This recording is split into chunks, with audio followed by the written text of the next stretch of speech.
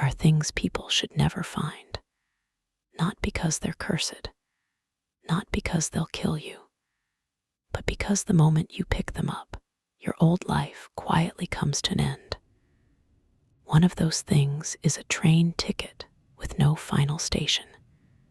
Every train ticket tells you where your journey begins and where it ends. This one didn't. There was no destination, no arrival time, no final stop. Just a single station name that couldn't be found on any map, railroad database, or piece of local history. Everyone who has ever found that ticket tells the same story. At first, they assume it's fake, a prank, some forgotten prop from an old movie. It takes them a little longer to realize the ticket didn't appear by accident. It showed up because, somehow, it had already chosen its passenger. No one knows who prints these tickets. No one has ever seen them being delivered. They simply appear where they're guaranteed to be noticed. A mailbox, a doorstep, a park bench. Always somewhere ordinary. Always waiting for exactly one person. Mark found his on a freezing morning outside his apartment. It was lying neatly on the welcome mat, as if someone had placed it there only seconds earlier. There was no envelope, no note, no name. Just today's departure date, printed in faded black ink. He couldn't help but laugh. Somebody had to be messing with him. He picked the ticket up, turned it over in his hands for a few moments, then slipped it into his jacket pocket before heading to work. It never crossed his mind that some things aren't meant to be carried or discarded. Throughout the day, Mark tried throwing it away more than once. Every time he reached for the nearest trash can, something stopped him. It wasn't fear. It was something stranger. A quiet feeling that he'd seen this exact ticket before, even though he knew that couldn't be true. That evening, he finally forced himself to get rid of it. He dropped the ticket into a dumpster outside his apartment building and walked away without looking back.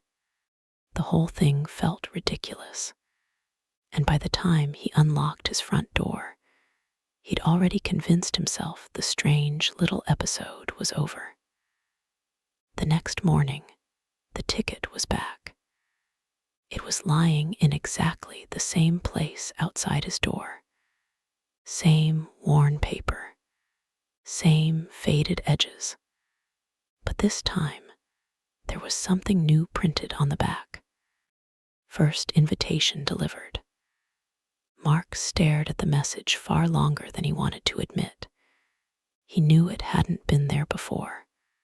What unsettled him even more was the fact that he couldn't remember bringing the ticket home. Somehow, it had returned, and part of his memory had quietly disappeared with it. The following night, he heard a sound drifting through the darkness. At first, it was so distant, he almost mistook it for thunder. But as the minutes passed, the rumble became unmistakable. It was a train approaching a neighborhood where no railroad had ever existed. The next morning, Mark checked every map he could find. There were no tracks nearby, no abandoned rail lines, no closed stations. The nearest railway was miles away. Yet every night, the sound returned, growing louder, closer, and somehow impossible to ignore. A few days later, another pattern emerged. Whenever the train could be heard, every clock around him stopped at exactly the same time. His phone, the microwave, his wristwatch, even the clock in the office lobby. Every single one froze at 3:33. Mark decided he needed proof before he started questioning his own sanity. The next evening, he filled his apartment with cameras aimed at every room, every window, and the front door. If something happened at 3:33 again, this time he'd have evidence. At exactly 3:33 in the morning, every camera shut off simultaneously. The blackout lasted precisely 1 minute. When the recordings resumed, nothing inside the apartment had changed, except for one detail. The front door was standing wide open. Mark knew he hadn't opened it. He also knew he lived alone. Sitting on the doorstep was something that hadn't been there before. It wasn't another ticket. It was an old railway token engraved with the exact same symbol printed on the ticket. That night, Mark finally stopped pretending he wasn't curious. He stepped outside and followed the sound of the train that nobody else seemed capable of hearing. The farther he walked, the quieter the city became, until the familiar noise of traffic faded into complete silence. Several blocks later, he reached an empty lot where an abandoned playground had stood for years. The playground was gone. In its place stood a row of old iron street lamps, casting pale light across the fog. Mark was certain they hadn't existed the day before. As the mist slowly shifted, something else revealed itself. A train platform stretched between the lamps, as though it had always belonged there. It hadn't been built overnight. It hadn't risen from the ground. It simply appeared, waiting patiently for someone to arrive. The platform was completely empty. No passengers, no station employees, only a massive clock hanging overhead. Its hands pointed to 3:33. That's when Mark understood the most disturbing part of all. The train wasn't arriving by coincidence. It had been waiting for someone specific. It had been waiting for Mark. The train rolled out of the fog without making a sound. It was completely black, with no number, no company logo, and no destination displayed anywhere along its side. Even stranger, Mark couldn't tell where the train ended. The last car simply disappeared into the mist. He stepped closer. Every window was pitch black until he stopped beside the first carriage. Then, almost as if the train had noticed him, a faint light slowly flickered to life inside. There was no handle on the door, only a small metal plaque with a single sentence engraved into it. The passenger must enter willingly. For the first time, Mark realized nobody was going to force him aboard. He glanced back toward the city. Behind him, the platform was already dissolving into the fog. He could still walk away. Nothing was stopping him. Yet deep down, he knew that if he left now, whatever had brought him here would never give him another chance. The doors slid open on their own. Inside, there was no conductor, no passengers, and no sound. Only a narrow corridor stretching impossibly far, much farther than the train itself should have allowed. Mark stepped inside. The moment both feet crossed the doorway, the giant clock on the platform stopped moving. Without a whistle, without the slightest vibration, the train began to move as though it had never been standing still in the first place. The city disappeared outside the windows almost immediately. Forests flashed by, then an endless ocean, then unfamiliar streets lined with buildings Mark had never seen before. Entire landscapes appeared and vanished within seconds, as if the train wasn't traveling through distance, but through different realities. That's when Mark realized the truth. The train wasn't moving between stations. It was passing through places that were never supposed to exist in the same world. At the far end of the carriage, a door slowly appeared where there hadn't been one before. There was no number on it, only another inscription. The next stop is unknown, even to those who created it. Mark opened the door and stepped into the next carriage. Then he froze. Someone was already inside, a man who looked exactly like him. The man raised his head. It really was Mark. The same clothes, the same movements, but the look in his eyes was different, as if he had already been riding this train for a very long time. They stepped toward each other at the exact same moment. Only the glass separated them. The other Mark slowly raised one hand and pressed his palm against the window. Mark copied the movement. The moment their palms lined up, the glass turned ice cold. A faint tremor passed through the carriage. The other Mark slowly shook his head. He seemed to be trying to warn him about something, but not a single sound came through the glass. Without warning, the lights in the next carriage went out. The other Mark disappeared with them. Beyond the glass, there was nothing left but the same empty, dark passage. At that same moment, the train began to pick up speed. Forests and cities no longer flashed past the windows. Now there was only endless darkness outside. For the first time since the journey began, a voice came over the speakers. Calm and completely emotionless, it said only one thing: keep your ticket until the end of the route. Mark instinctively reached into his pocket. The ticket was still there, but a new mark had appeared on it.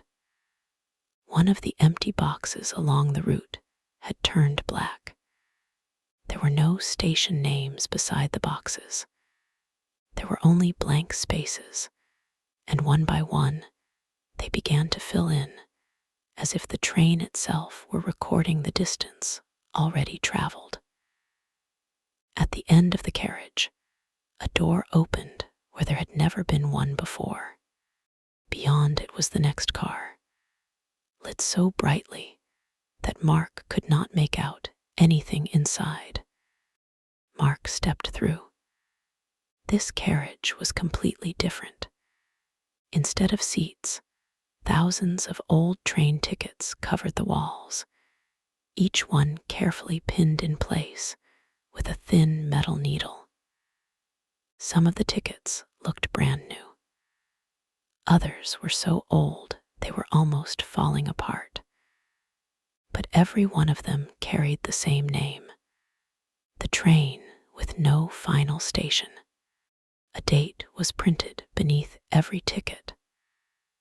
The oldest one was so ancient that Mark first assumed it had to be a mistake, but the dates continued without a single gap. That was when he understood something horrifying.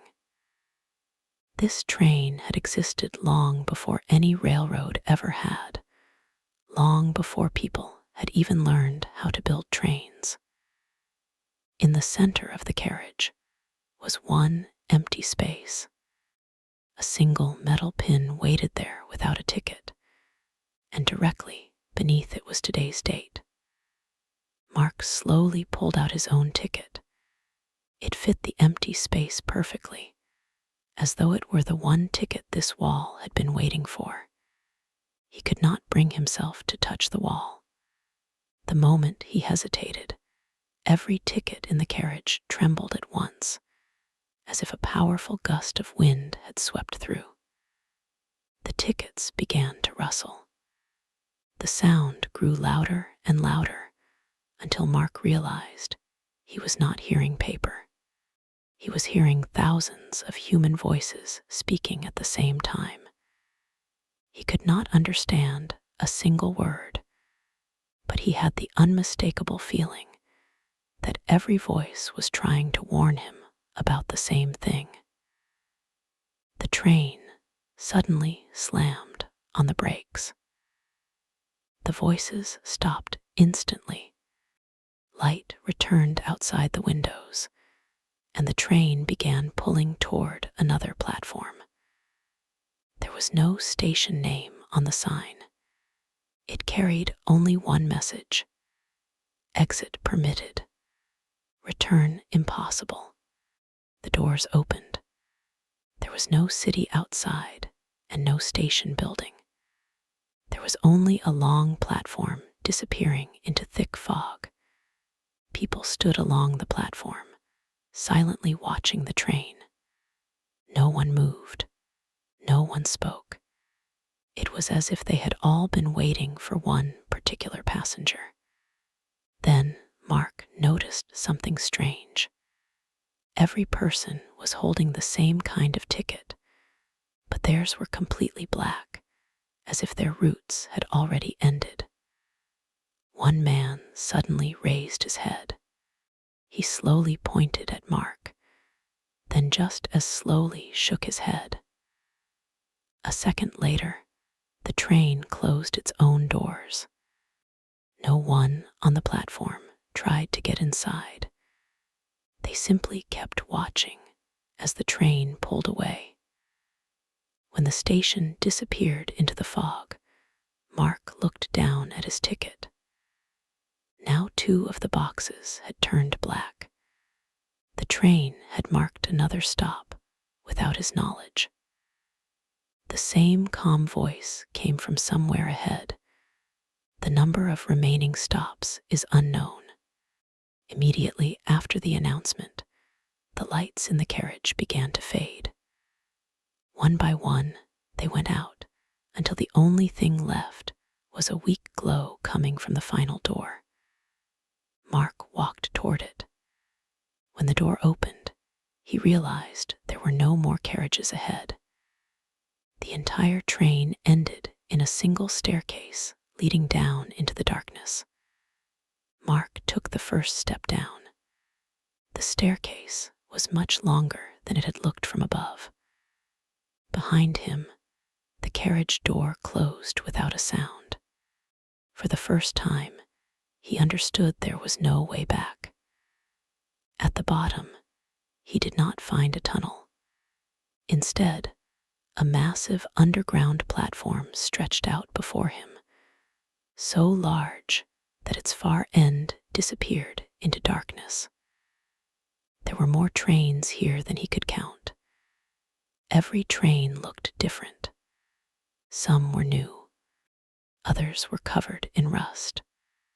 But they all had one thing in common: not a single one displayed a final destination.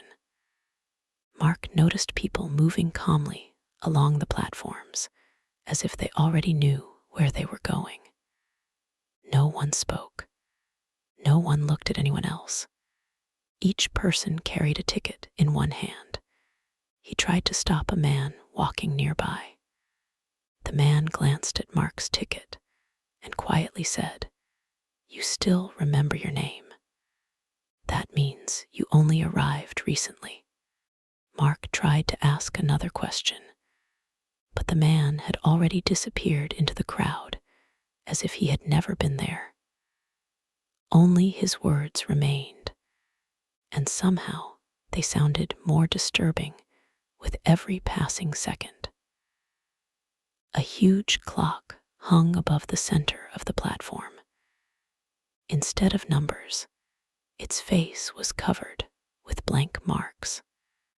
A single hand moved slowly forward without showing any recognizable time.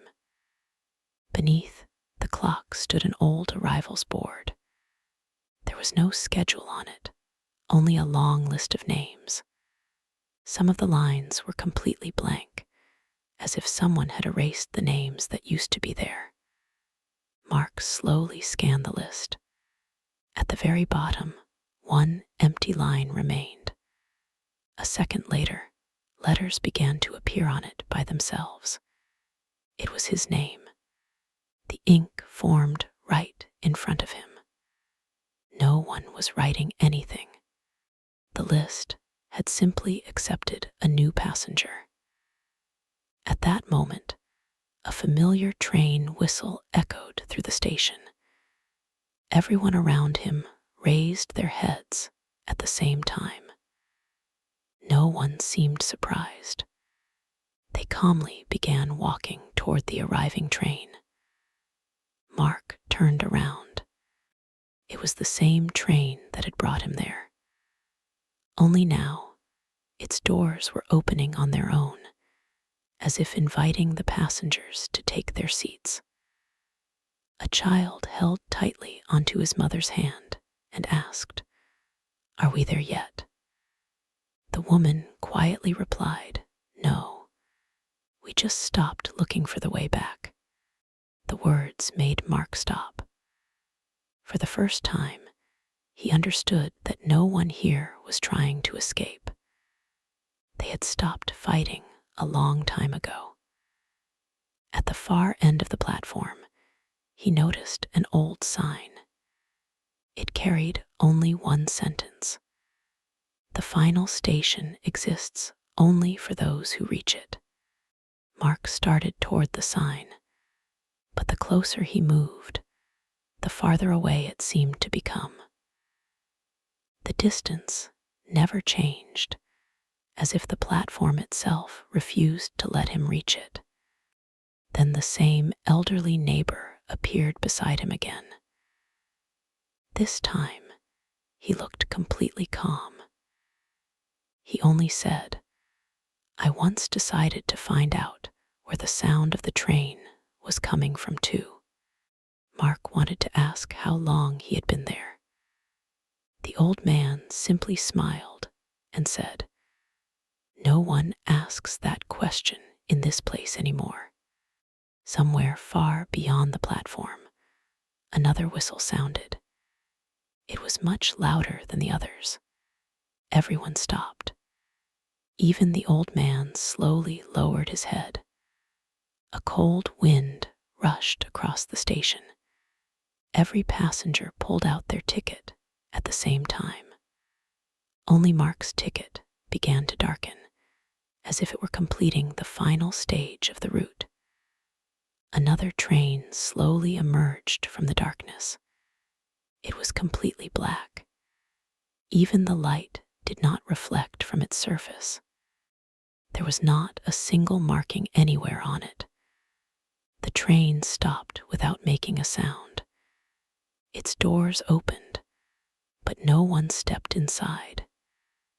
Every passenger simply stood there, watching Mark. The old man took a step back and quietly said, "This time, the train didn't come for us." Ticket in Mark's hand turned completely black. The final empty box disappeared. The route was complete. For the first time, the calm voice announced a passenger's name. Mark. Nothing else followed. Mark looked behind him. The massive underground station began to dissolve into the fog. Everything around him disappeared as if it had never existed. He understood something simple. The train had never taken people to a final station.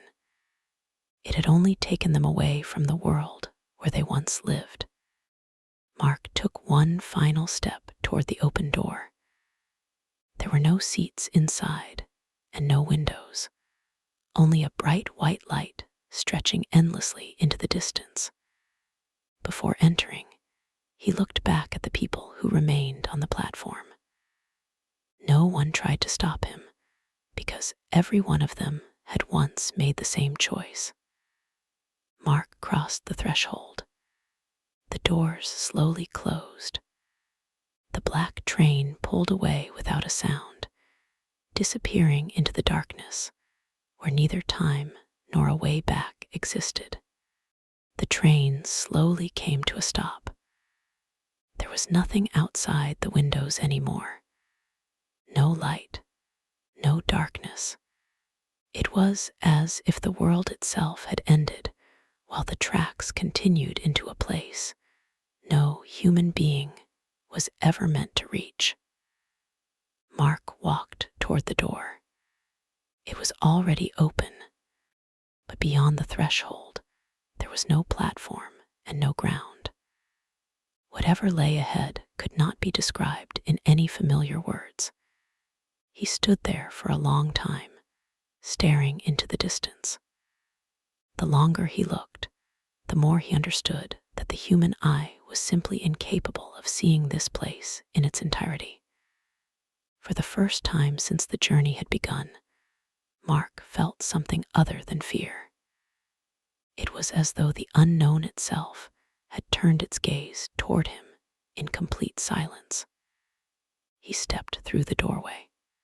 The train did not move.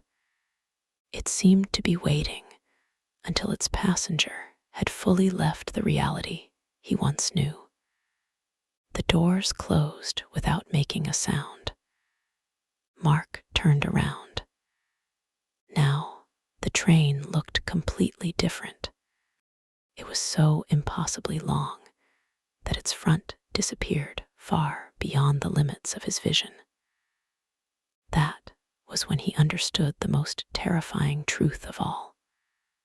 Throughout the entire journey, he had only been able to see a single carriage. The rest of the train had always existed somewhere beyond the reach of human sight. The train began moving again, slowly, without a whistle. It disappeared into the distance, as though its journey had only just begun, leaving Mark alone before the unknown. He was about to take another step when, somewhere behind him, a carriage door clicked open. Mark turned sharply. For the entire journey, he had been certain the train was empty. But now someone calmly stepped out of the last carriage. The man was tall and dressed in an old railroad uniform. It looked immaculate, as though time itself had never touched it. There was no name on the uniform, no insignia, only spotless white gloves and a silver pocket watch hanging from a thin chain. The man quietly closed the carriage door. Then, with a familiar, almost practiced motion, he adjusted his collar, as though he had performed the same routine countless times before. He walked toward Mark and silently held out his hand. There was no threat in the gesture, no demand, just the calm confidence of someone carrying out an ordinary part of his job. Without a single word, Mark understood. He took the ticket from his pocket and placed it into the stranger's hand.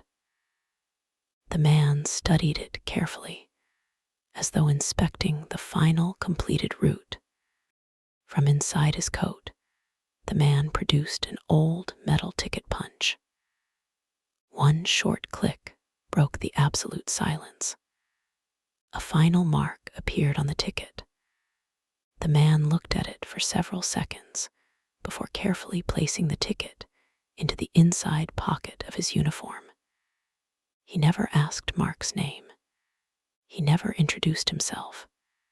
It felt as though both of them already understood that names no longer mattered here. For the first time, the man looked directly into Mark's eyes.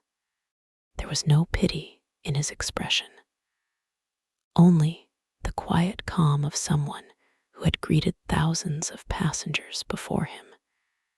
He gave the slightest nod, as if confirming that everything had happened exactly the way it was supposed to. After a long silence, the stranger spoke his very first sentence. "You arrived right on time." They were the only words he spoke that were not part of an announcement, an order, or an explanation. Somehow, they sounded more terrifying than the entire journey. Mark wanted to ask who the man was, where they were, and what would happen next. But the stranger had already turned away. He took a few slow steps forward. The space ahead seemed to part on its own, opening a path into a place where neither a horizon nor an end could exist. For a brief moment, the man stopped. Without turning around, he calmly said, "Don't fall behind." Mark looked back one last time. The train was gone. Only absolute silence remained, and with it, any road leading back had vanished forever. He took his first step after the stranger, and suddenly realized he could no longer remember the sound of rain, the smell of his home, or the face of the person he had once been. The stranger continued walking ahead without looking back even once, as though he had never doubted that Mark would follow him. Before long, their silhouettes began to dissolve into the unknown. First, the man in the old railroad uniform disappeared. Then Mark faded from view as well. No one ever saw Mark again. And somewhere beyond the world we know, the train with no final station continued its endless journey, knowing that one day another empty place would be waiting for a new passenger.